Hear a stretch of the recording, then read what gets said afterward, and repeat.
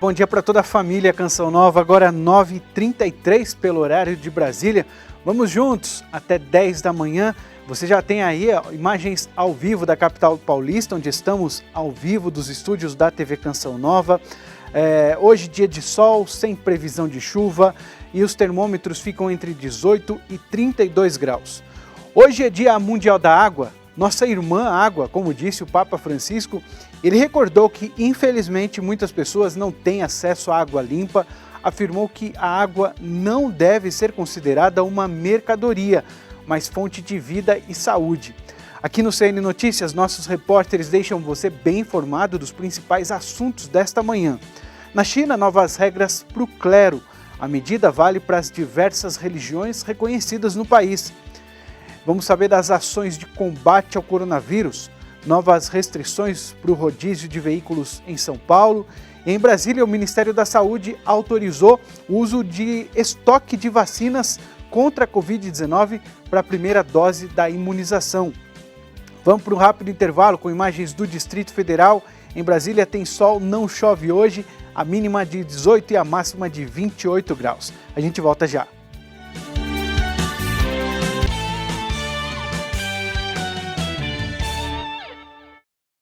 CN Notícias está começando e a gente começa dando destaque para a atividade do Papa Francisco. No domingo, ele destacou a responsabilidade do testemunho cristão. Vamos a Roma saber mais informações, então, com o Túlio Fonseca. Bom dia, Rodrigo. Bom dia a todos. O fim de semana foi marcado pelo início da primavera aqui no hemisfério norte e já podemos perceber a temperatura subindo aos poucos aqui em Roma. Porém, esta estação que marca uma maior presença dos italianos nas ruas veio também acompanhada de algumas medidas mais restritivas relacionadas à pandemia. Por isso, como a região Lácio entrou na faixa vermelha na última semana, o Vaticano decidiu novamente que a oração do Ângelus, que estava acontecendo aberta para a participação dos fiéis na Praça de São Pedro, retornasse a ser realizada dentro da biblioteca do Palácio Apostólico, somente transmitida então pelos meios de comunicação. Já na reflexão do Evangelho do quinto domingo da Quaresma, o pontífice disse que nas linhas gerais deste trecho escrito por João, que retrata um episódio já perto da morte de Jesus, é possível também compreender de forma muito atual que homens e mulheres de todos os lugares e épocas expressam este desejo. Queremos ver Jesus. Francisco afirmou que a resposta do Filho de Deus é esta: se quiserdes me conhecer e me compreender, olhai para o grão de trigo que morre na terra, ou seja, olhai para a cruz. E continuou dizendo que isso nos traz à mente o sinal da cruz, que ao longo dos séculos se tornou o emblema por excelência dos cristãos.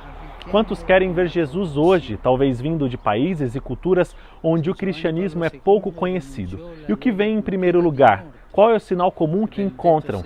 Questionou o Papa. E respondeu: o crucifixo, a cruz, nas igrejas, nos lares dos cristãos e também no próprio corpo.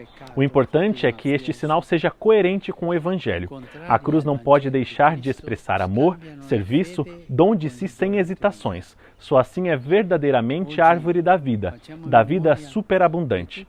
E completou dizendo que uma vida que assume sobre si o estilo de Deus traz como características proximidade, compaixão e ternura, e se doa no serviço, e que, sobretudo, isso precisa ser vivenciado através do testemunho.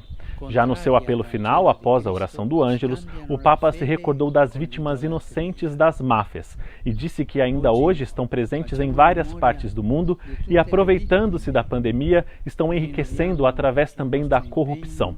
Disse ainda que São João Paulo II denunciou esta cultura da morte e Bento XVI condenou-as como caminhos de morte e completou: estas estruturas de pecado, estruturas mafiosas, contrárias ao Evangelho de Cristo, trocam a fé pela idolatria. Hoje, lembremo-nos de todas as vítimas e renovemos o nosso compromisso contra as máfias. Francisco recordou ainda que nesta segunda-feira celebramos o Dia Mundial da Água e convidou todos a refletirem sobre o valor deste bem maravilhoso e insubstituível, um verdadeiro dom de Deus. Por fim, o pontífice saudou todas as pessoas conectadas através dos meios de comunicação e repetiu mais uma vez: não se esqueçam de rezar por mim. De Roma, Túlio Fonseca, para o Canção Nova Notícias, edição da manhã. E na China, o governo promulgou novas regras para o clero. O documento abrange as religiões legalmente permitidas na China. Vamos conversar sobre esse assunto com o nosso correspondente na Ásia, o José Miguel Encarnação, direto de Macau, na China. Bom dia, Brasil. Saiu uma notícia muito importante estes dias que eu vou passar a ler. O Governo Central da China promulgou as novas medidas administrativas para o clero religioso que irão entrar em vigor no dia 1 de maio. O documento abrange as 5 religiões que estão legalmente autorizadas na China: budismo, taoísmo, catolicismo, protestantismo e islamismo. As novas medidas foram redigidas tendo em conta o estipulado na versão de 2018 do Regulamento para os Assuntos Religiosos e foram promulgadas a 8 de janeiro deste ano. Segundo uma tradução do documento, de chinês para inglês, facultada pelo site bitterwinter.org, os bispos católicos são aprovados e consagrados pela Conferência dos Bispos da Igreja Católica na China. De acordo com o texto, a Conferência dos Bispos da Igreja Católica na China e a Associação Patriótica dos Católicos Chineses devem reportar a consagração dos bispos à Administração Estatal para os Assuntos Religiosos, no prazo de 20 dias após a realização das cerimónias de consagração. Desde a assinatura do Acordo para a Nomeação de Bispos em 2018, entretanto renovado em 2021, entre a China e a Santa Sé, foram consagrados 7 bispos propostos por Pequim e outros 5 bispos propostos por indicação do Vaticano. Em Macau e Hong Kong, os respectivos bispos são nomeados diretamente pelo Papa após a indicação da Congregação para a Evangelização dos Povos. Houve bastantes receios relativamente a esta notícia, uma vez que o documento não refere o Vaticano. No entanto, é sabido que quaisquer leis nacionais nunca fazem referência a acordos que foram assinados com outros países, pelo que remetem sempre para esses acordos a posteriori, quando a nomeação, neste caso dos bispos, for efetuada. De Macau, José Miguel Encarnação para o Canção Nova Notícias. E aqui no Brasil, nesta primeira semana de outono, as chuvas devem diminuir no sudeste. Veja a previsão do tempo. Faz sol no sul do Rio Grande do Sul e chove nas demais áreas gaúchas. Em Santa Catarina e no Paraná, tem previsão de pancadas de chuva à tarde. No sudeste, chove no norte do Espírito Santo. Em grande parte da região, tempo firme. O sol aparece em toda a região centro-oeste, mas deve ter pancadas isoladas com raios. Chove forte no Acre, Amazonas e Roraima. Nas demais áreas, sol e pancadas isoladas. No Maranhão e no Piauí, tem pancadas de chuva isoladas. Tempo seco no centro e oeste da Bahia e chuva rápida nas demais áreas do Nordeste. A seguir, o Ministério da Saúde libera estoques de vacinas. Vamos para o intervalo com imagens da ponte Hercílio Luz, em Florianópolis. Na capital catarinense, o dia segue nublado com chuva a qualquer hora. A máxima por lá é de 27 graus.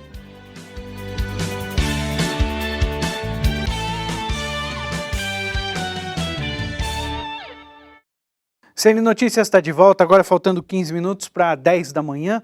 O Ministério da Saúde autorizou estados e municípios a usarem todo o estoque de vacinas contra a Covid-19 para a primeira dose da imunização. Vamos a Brasília conversar com a Eliana Nunes, que já está lá ao vivo e tem essa e outras informações. Oi, Eliana.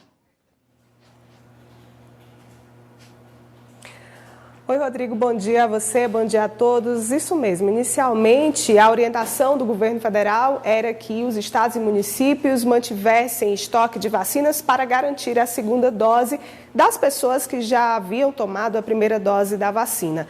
Mas com o objetivo de ampliar o número de vacinados no Brasil, o ministro da Saúde, Eduardo Pazuello, informou ontem aos estados e aos municípios que agora pode sim fornecer esse estoque de vacinas que estão nesses estados e nesses municípios com o objetivo de aumentar aí o número de vacinados no Brasil. Agora, isso só aconteceu porque o próprio governo federal, o ministro da Saúde, informou que há uma garantia de entrega de doses de vacinas semanal, tanto pela Fiocruz como também pelo Instituto Butantan.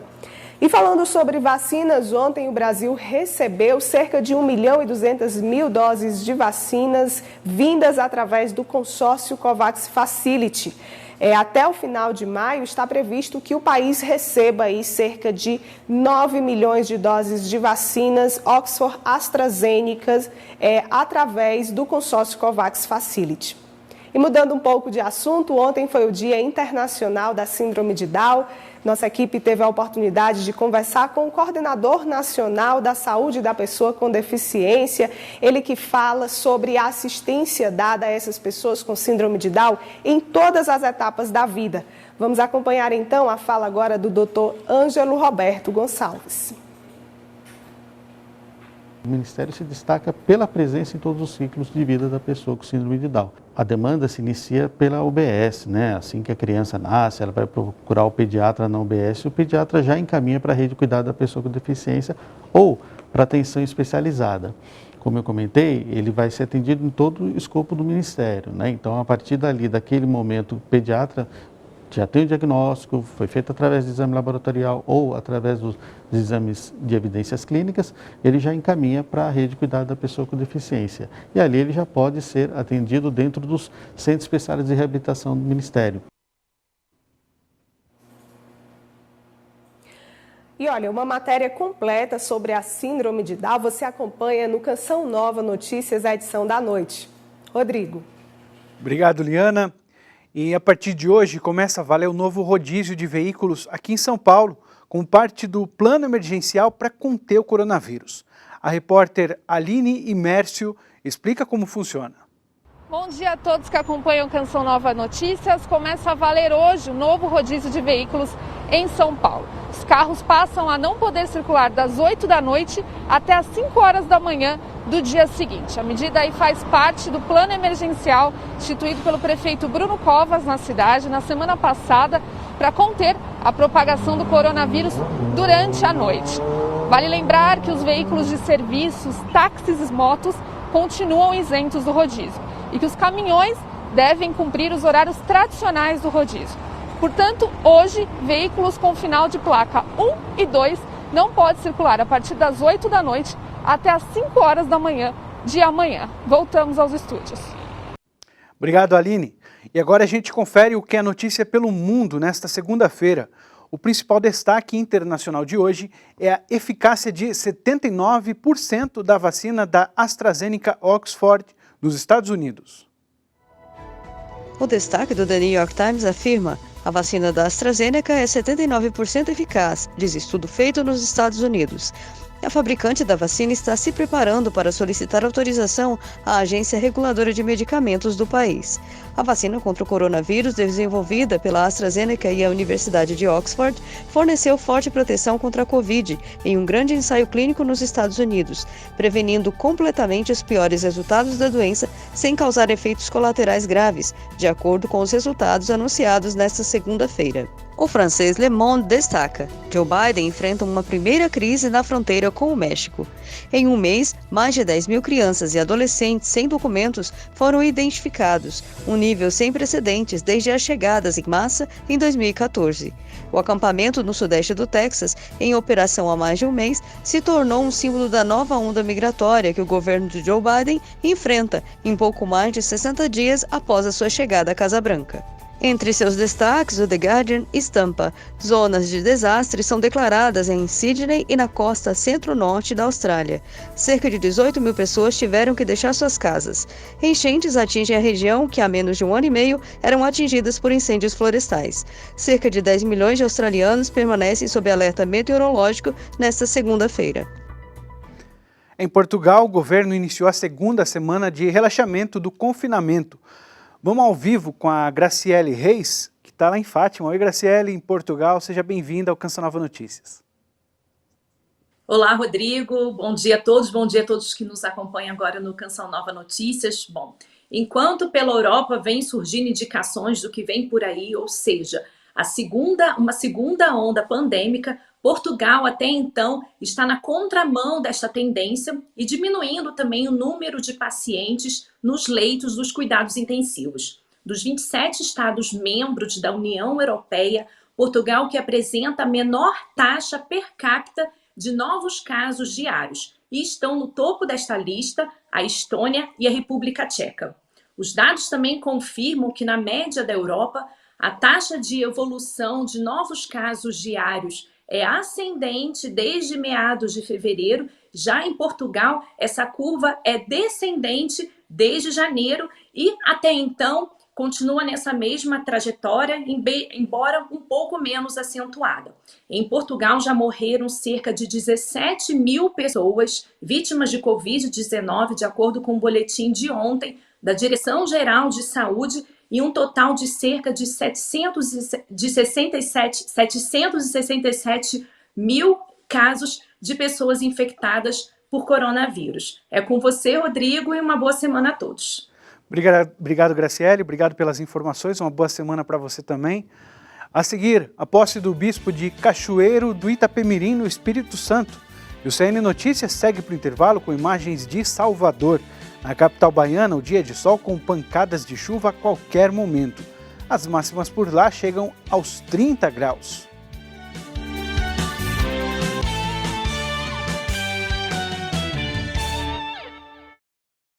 Em Cachoeiro do Itapemirim, no Espírito Santo, Dom Luiz Fernando Lisboa tomou posse como bispo diocesano. A cerimônia aconteceu na Catedral de São Pedro com os devidos protocolos por conta da pandemia. A posse canônica aconteceu apenas com a presença dos membros do clero e das equipes necessárias para a realização da cerimônia. Na reflexão, Dom Luiz disse que acredita numa igreja que seja ministerial, missionária, samaritana, compassiva e profética. Uma igreja em saída, como pede Papa Francisco, e que viva a comunhão e o diálogo. Afirmou que o mundo está doente e precisa de cura. Pandemia, indiferença, empobrecimento forçado, abandono de vulneráveis, desemprego, subemprego, aumento das pessoas a viverem nas ruas, falta de sensibilidade para com o sofrimento alheio. Há muitas cruzes que são impostas, consequência das escolhas que o ser humano faz. Não se chega à luz sem passar pela cruz.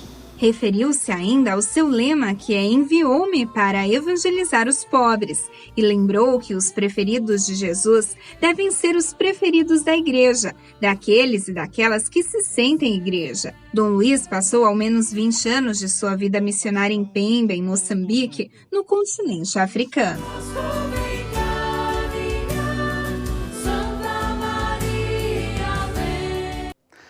CN Notícias está terminando. Você fica bem informado ao longo do dia acessando noticias.cançãonova.com e com os boletins de notícias ao longo da programação. Você também fica bem amparado com as missas ao longo do dia e às 7h30 da noite, a missa ao vivo aqui de São Paulo, do estúdio, com o padre João Gualberto. A evangelização não para. A seguir tem Cantinho da Criança. Tchau, fique com Deus, uma boa semana para você.